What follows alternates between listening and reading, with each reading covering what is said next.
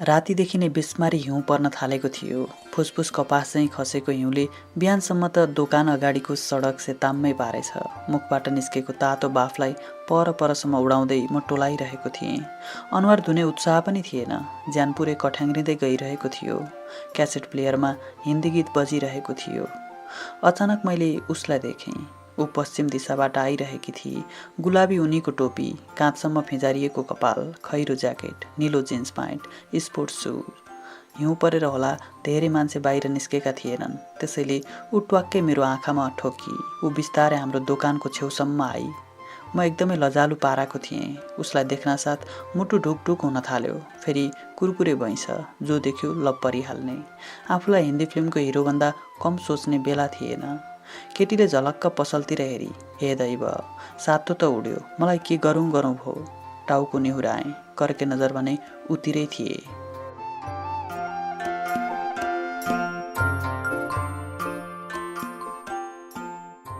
ऊ गई। कालीकोटको मान्मामा पहिलोचोटि यति गजबकी केटी देख्न पाएर मेरो जीवन सार्थक भयो। किनभने मान्मा बजार विदुर पहाड जस्तो लाग्थ्यो, फुङ्ग उडेको। लभ गर्नलाई पछि लागौँ जस्ता त्यस्ता रूपसी नै थिएनन्। यही पीडाले कुटुकुटु मुटु खान्थ्यो। त्यस दिन त अचम्मै भयो। म लोकेन्द्रको कोठातिर दगुरेँ। मेरा घरभन्दा 15-16 मिटर पर ऊ एक्लै बस्थ्यो। तलतिर किराना पसल, माथितिर उसको कोठा। ऊ कालीकोटको दूर गाउँबाट सदरमुकाममा एसएलसी दिन आएको थियो। तैपनि हामी केटाहरूको खाल त्यहीँ जम्थ्यो। लोकेन्द्र सुतिरहेको रहेछ। मैले धेरै बेर ढोका ढकढकाएपछि ऊ उठ्यो। सुतेको मान्छेलाई यस्तो जाडोमा किन उठाएको? उसले ढोकाबाट बाहिर फुसफुस खसिरहेको हिउँ निहाल्दै भन्यो। जरुरी काम छ। उसले मेरो चञ्चलता देखेर ढोका छाडिदियो। म डङरङ्ग उसको ओछ्यानमा पल्टिँदै लामो सास तानेर बरबराएँ। तँलाई एउटा कुरा सुनाऊ भनेर आएको। के भन् त? उसले आफ्नो मुखबाट उडिरहेको बाफ हेऱ्यो। मेरो त लप पर्यो। कोसित? उसले ईर्ष्या मिश्रित आवाजमा सोध्यो। एउटी छ। को एउटी? उसले चिसोले मैलिएको ऐना पुस्दै केही स्कुले केटीको नाम फलाक्यो। मैले होइन अर्कै हो भनेपछि ऊ अलि सन्कियो। किनभने उसलाई लाग्न थालिसकेको थियो यसले बिहान बिहान मलाई गफ दिन आएको हो भनेर। मैले अघि भर्खरै देखेकी जिन्स प्यान्ट वालीको बखान गरेँ र केटीले आफूतिर हेरेर हाँसेको कुरा थपिदिएँ। साँझपखसम्म बजारका सारा केटामाझ हल्ला फैलिसकेको थियो। बजारमा नयाँ केटी आएकी छ। तर त्यो केटी को हो कसैलाई थाहा भएन। मलाई त झन् के थाहा हुन्थ्यो। कतै फेरि देखिहाल्छु कि भनेर सिउसिउ चिसोमा कैयौँपल्ट बजार फन्का लगाएँ। कतै देखिनँ। भोलिपल्टदेखि हिउँ पर्न बन्द भयो। वरिपरिका डाँडा सेताम्मै देखिए। घाम लागेपछि त जता हेऱ्यो उतै आँखा तिर्मिराउने। दिनभर घरका छानाबाट हिउँ तप्किरहन्थे। म भने मौका पर्नसाथ केटी खोज्न बजार फन्का लगाउँथेँ।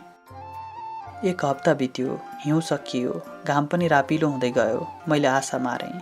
तर 8औं दिन नुहाउन ढुङ्गेधारातिर हिँडेका केटाहरू बजारको पल्लो पुछारमा एउटी खुबसुरत केटी देखेँ भन्दै फर्किए। उनीहरू पनि मक्ख थिए।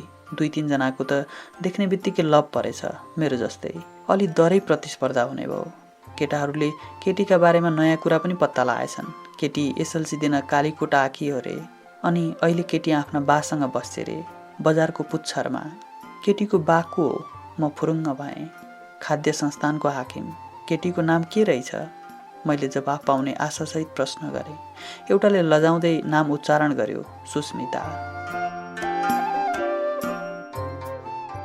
सुस्मिता हाम्रै स्कुल पञ्चदेवल माविमा 10 कक्षामा भर्ना भई। स्कुल थियो सदरमुकामबाट 1 घण्टा ओह्रालो झर्नुपर्ने मान्मा गाउँमा। उक्लँदा 2 घण्टा त लाग्थ्यो नै। स्कुल जान मन नगर्ने धेरै केटा स्कुल जाने तयारी एका बिहानैदेखि गर्न थाले। सरले सोधेको प्रश्नको उत्तर दिन नसक्दा उसको अगाडि बेइज्जत होला भनेर गेस पेपर पनि रट्न थाले। म रेडियोको खुब शौखिन थिएँ। यसो कविता लेखी टोपल्थेँ। संयोगवश मेरा धेरै कविता रेडियोबाट बज्थे। प्राय 9 बजेपछि हरेक दिन। त्यसैले स्कुलमा मेरो इज्जत नै थियो। झन् सरहरूले कक्षामा छिर्ने बित्तिकै मतिर मुसुक्क हाँस्दै भन्थे, ए मिस्टर बुद्धिसागर, हिजो राति तिम्रो कविता सुने। गर्वले मेरो छाती नाङ्लो जत्रो हुन्थ्यो। तर सुस्मिता कक्षामा आउन थालेपछि यस्तो संयोग जुरेको थिएन। सरले एकपल्ट मात्र त्यस्तो भनेको भए सुस्मिताको अगाडि मेरो सान हुन्थ्यो नि। सुस्मिताले कक्षाका 2-3 केटीलाई आफ्नो मित्र बनाई। केही सहयोग चाहियो भने पनि तिनैलाई भन्थे। केटाहरू त हरदम तयार नै थिए। म झन् ज्यानै दिन तयार। एसएलसीमा दुईटा अप्सनल विषय थिए, म्याथ र अर्थशास्त्र। म त म्याथमा 0, त्यसैले अर्थशास्त्रको विद्यार्थी भएको थिएँ। अब सुस्मिताले के विषय लिन्छे, चर्चाको विषय भयो। पढाइमा खतरा छे। मेहलको रुख मुनतिर थकाइ मारिरहेका बेला एउटाले अन्दाज गर्यो, अप्सनल म्याथ नै लिन्छे जस्तो छ। हो, हिजो बन्जाडे सरसँग उसले कुरा गरेकी थिए। अर्कोले ठेल्यो, बन्जाडे सर म्याथका टिचर, यति खगड कि पहिला उत्तर लेखेर हिसाब माथितिर सार्दै प्रश्नसम्म पुग्न सक्थे। कक्षा सकिएपछि ट्युसन पनि पढाउने भएकाले उनको व्यस्तता चरम चुलीमा थियो। अब सुस्मिताले म्याथ पढ्ने भई केटाहरू उत्साही भए। त्यसले बन्जाडे सरसँग ट्युसन पनि पढ्छे। त्यसको भोलिपल्टदेखि त बन्जाडे सरसँग ट्युसन पढ्न केटाहरूको लाइन लाग्यो। कतिले अर्थशास्त्र छाडेर अप्सनल म्याथमा नाम लेखाए। म भने चुपचाप रहेँ। भाग्यमा जे छ त्यही होला भनेर चुपचाप रोइरहेँ।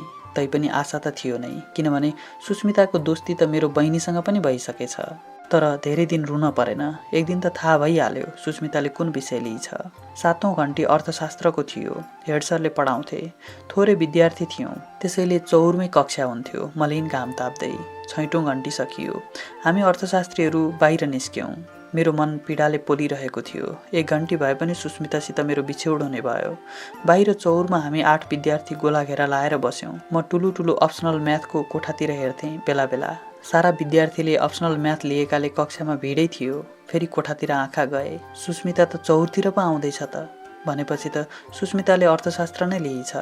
मलाई काउकुती लाग्यो। मैले शिर उठाएर गर्वसहित अप्सनल म्याथको कोठातिर हेरेँ। 1-2 जना केटा झ्यालमा नाक रगडेर बाहिर चियाइरहेका थिए। तीमध्ये 1-2 जनाले हिजै मात्र अर्थशास्त्र छाडेका थिए। लौ खाऊ। म उनीहरूतिर हेर्दै खिस्सा हाँसेँ। सुस्मिता मेरै छेउ आएर टुसुक्क बसी। म उसको सुगन्धले फक्रिएँ। त्यसको 2 दिनपछि संयोगवश फेरि रेडियोमा मेरो कविता बज्यो। सुस्मिताले पनि सुनिछ। स्कुलबाट फर्किँदै गर्दा एक ढिस्को उक्लेपछि उसित भेट भयो। ऊ मलाई हेर्दै हाँसी। हिजो रेडियोमा तिम्रो कविता सुनेथे। उसले भनी, राम्रो थियो। म शब्दविहीन भएँ, खुसीले गदगद। केही प्रतिद्वन्दी केटाहरू पनि शब्दविहीन भए, तर रिसले चुर। त्यसको फलस्वरूप भोलिपल्ट पहिलो कक्षा पनि सुरु भएको थिएन। एउटा केटो बम्कियो, डाँडाका केटीहरू रन्डी हुन्। सदरमुकामलाई सबैले डाँडा भन्थे। डाँडामा भएकाले केटीहरूले शिर निहुराए। त्यसमा सुस्मिता पनि थिए। मलाई झोक चल्यो। म कराएँ, ए जे पाए त्यही नबोल त, तँ पनि न्यु नखोज। केटो झन् जङ्गियो। के डाँडाका सबै केटी तेरा जोइ हुन्? बढ्ता बोल्दो रहेछ। मैले उसको रुद्रघण्टीमा मुक्का प्रहार गरेँ। ऊ होचो थियो। ऊ पनि प्रहार गर्न नजिक आयो। मैले ओरैबाट लात बजारेँ। ऊ डेस्कमा पछारियो। 1-2 जना केटाहरू पनि उसलाई जोस दिन कराउन थाले। लौ त, मैले अन्धाधुन्दा सबैतिर मुक्का बजारेँ। फाइटबाट आतंकित विद्यार्थीहरू हुरुर कक्षाबाट बाहिर भागे। हो हल्ला भयो। मलाई 3-4 जनाले घेरिसकेका थिए। मेरो धुलाइ हुने तयारी हुँदै थियो। सरहरू कक्षामा आइपुगे।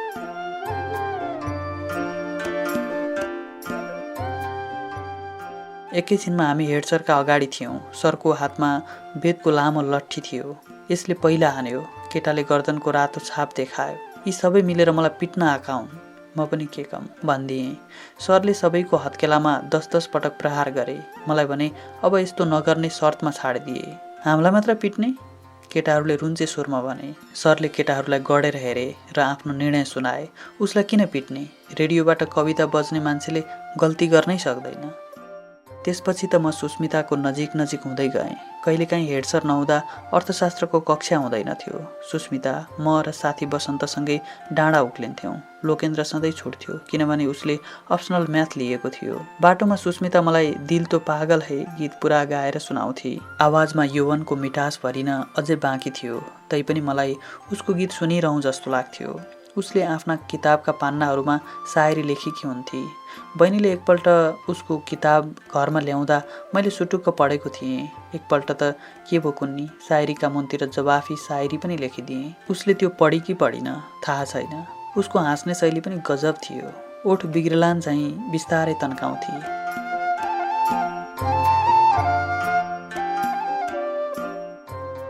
ऊ एसएलसी दिएपछि बुटोल घर फर्किन्छु भनेर सुनाइरहन्थे, किनभने यस्तो रूपरङ्ग बिनाको डाँडामा उसका सपनाले रङ पाउनेवाला थिएनन्।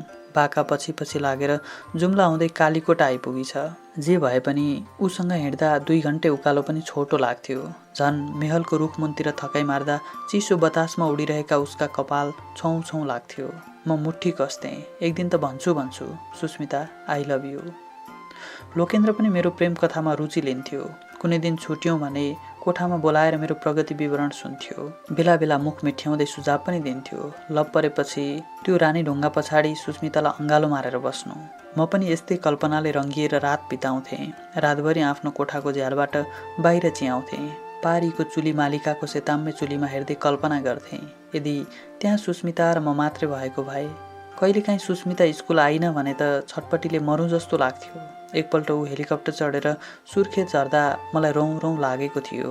हेलिकप्टर पर पुगेर कालो थोप्लो जस्तो हुँदासम्म मैले हेरिरहेको थिएँ। ऊ 1 हप्तासम्म सुर्खेत बसेर फर्की। मैले आत्मा रुवाउँदै उसलाई कुरिरहेँ। धेरै कविता लेखेँ।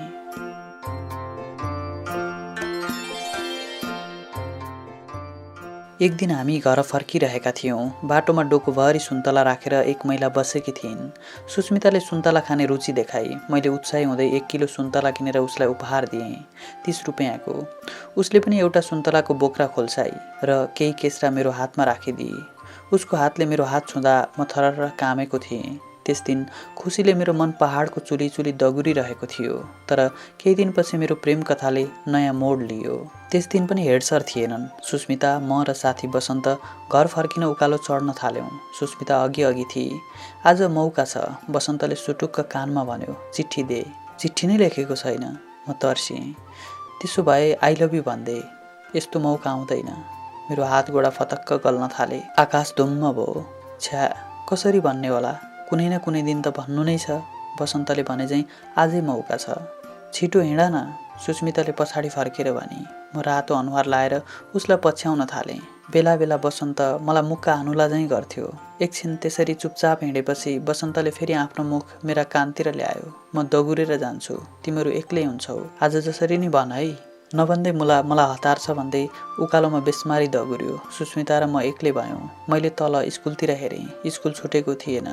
आज त भन्छु मैले मुट्ठी कसेँ। बिस्तारै सुस्मिताको छेउ पुगेँ। लामो सास तानेँ। बोल्न खोजेँ। आवाज घाँटीमै अड्कियो। चुइक्क लुते कुकुर बिस्तारै चुइकिए जस्तै आवाज आयो। के भनेको? उसले मतिर हेरी। मेरो अनुहार रापिलो भयो। कानका लोती भतभती जल्न थाले। म टाउको निहुराएर हिँडिरहेँ। थकाइ लागेछ। ऊ चाक्लो ढुङ्गामा बसी। म पनि उसकै छेउ टुसुक्क बसेँ। फेरि बोल्न खोजेँ। उही हाल। तिमी जाऊ, सुस्मिताले सुईको पाइचा कारे भनी म पछि साथीहरूसँग आउँछु। म बोलिनँ। धुमधुम्ती बसिरहेँ। माथितिरबाट खतराक्क आवाज आयो। हेरेको त बसन्त झाडीमा लुकेको रहेछ। उसले ठुलो ढुङ्गा उचालेर मतिर ताक्यो। मैले इसाराले भाग भने। ऊ मुक्का ताक्दै फेरि उकालोमा दगुर्यो।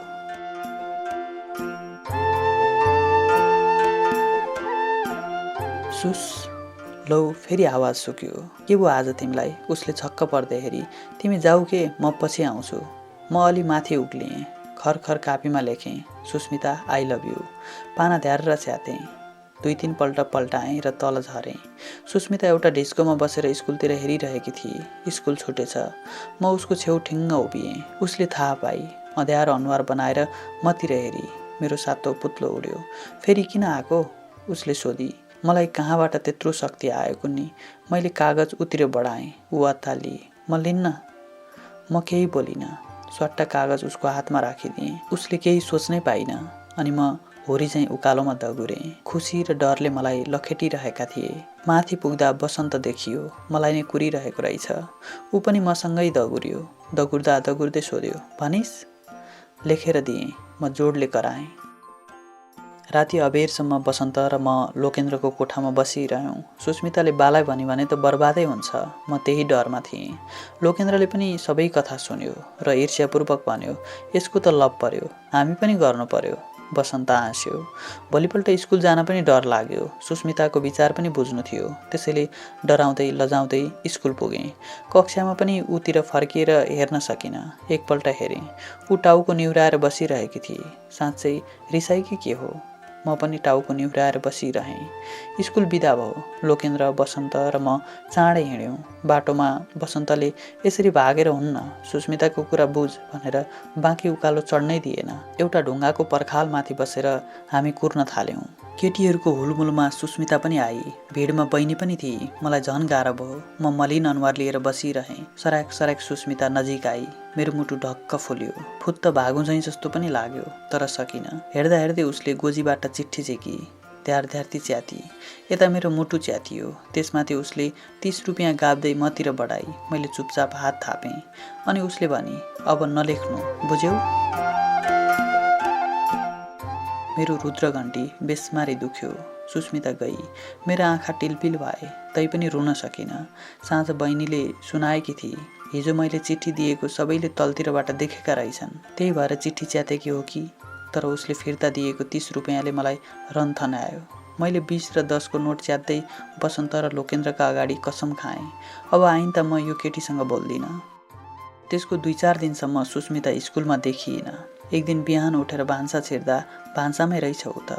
उसले मलाई हेरेर हाँसे जस्तो गरी। मैले कसम खाएको थिएँ, त्यसैले बोलिनँ।